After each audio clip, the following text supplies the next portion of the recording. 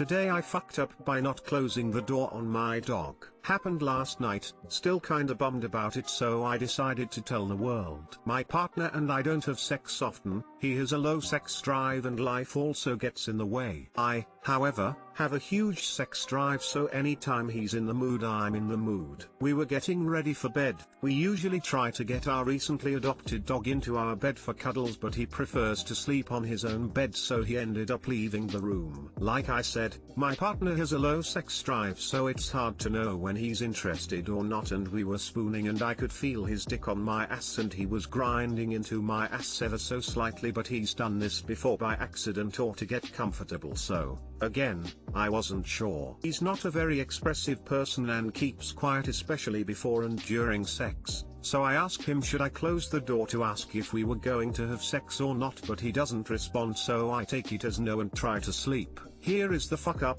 A couple minutes go by and I keep on feeling him on my back and it's turning me on. At this point I knew we were having sex and I was so turned on that I rip off my panties and he rips off his boxers and we start to do the deed. In the back of my mind I remember the door is open, but I'm too busy enjoying the rare sex to care or do anything about it except try to keep quiet so my dog doesn't get suspicious and come into the room. I was finally reaching climax. Something that is not easy for me to do often, and it's getting harder to control my moaning. But of course my dog comes in to investigate, right as I was about to get there. And my partner is still inside me but trying to get our dog to walk away and not jump on the bed. So at this point I knew it was useless and I get up and walk him out of the room half naked. I come back and try again, but it was just too late. I missed out on an orgasm and I'm bummed. Always close the door even if there is a small chance of sex. Yawl. Too long didn't read, didn't close the door on my dog. Partner and I started having sex and he comes in right as I'm reaching climax. This is why you don't let the dogs out. Better than a cat smacking your bin bag when you are doing it doggy style. I had the same sort of thing happen, but the cat shoved his face in my ass to get a whiff. I couldn't stop laughing but kept trucking through it. My cat just chills on the corner of my bed and looks away in shame while I'm pounding the life out of my GF, smiley face. Your dog and my 3-year-old are obviously kindred spirits. FML. I let my dog watch. Same here. My dog likes to watch.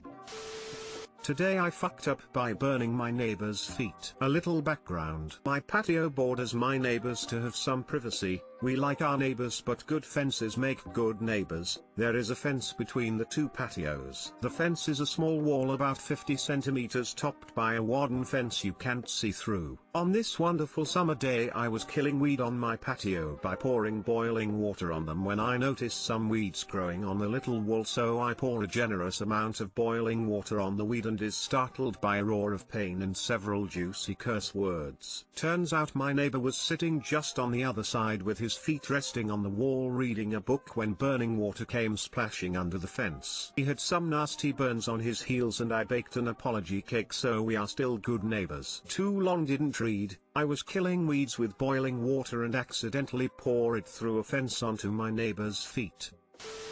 Serious question, is that a normal way to kill weeds? I mean, maybe not normal per se, but highly effective.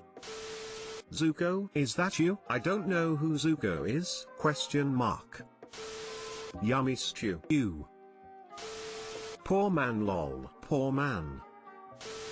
So what sort of cake is considered socially correct for a faux pax of this magnitude? Inquiring minds need to know. Maybe one made with boiling water?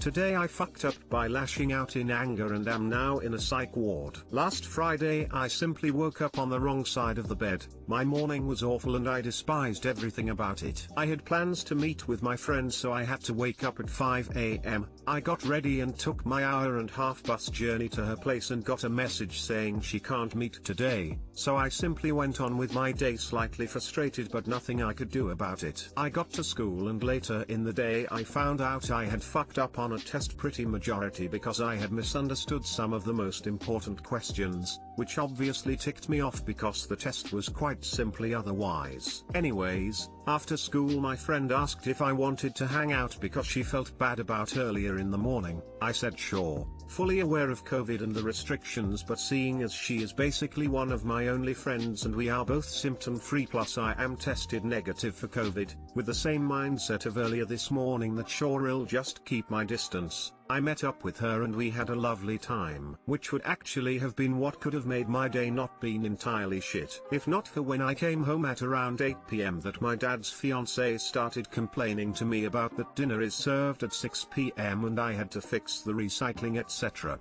Mind you, I had told my dad I was coming home late and he was fine with it. And when I got home the first thing I did was start fixing the recycling. I simply told her as calmly as I could. Today is not the day to have this conversation. My day has been shit and I really can't handle this right now. She continues to argue with me and seemingly trying to make me mad. Finally I got sick of it. I yelled out some profanity and headed my ass upstairs to my bedroom. But nope, my dad now comes and interrupts and I'm at fault and I need to listen. I get pissed off and my head starts turning black. I decide before I get aggressive I'ma go outside for a walk. Now his fiancée decides to say no, you're not going anywhere. I get pissed off, lose control, punch 2 holes in the wall, go outside. They called the cops on me, or rather his fiancée did. They found me walking outside and decide to tackle me to the ground and pepper spray me. Now I'm sitting in a psych ward for the next 1 to 4 weeks. FML. TL, doctor, had a shit day, got mad at my dad's fiancée, lashed out in anger and punched 2 holes in the wall. Cops came, I got tackled and pepper sprayed. And now I am stuck in a psych ward for 1 to 4 weeks.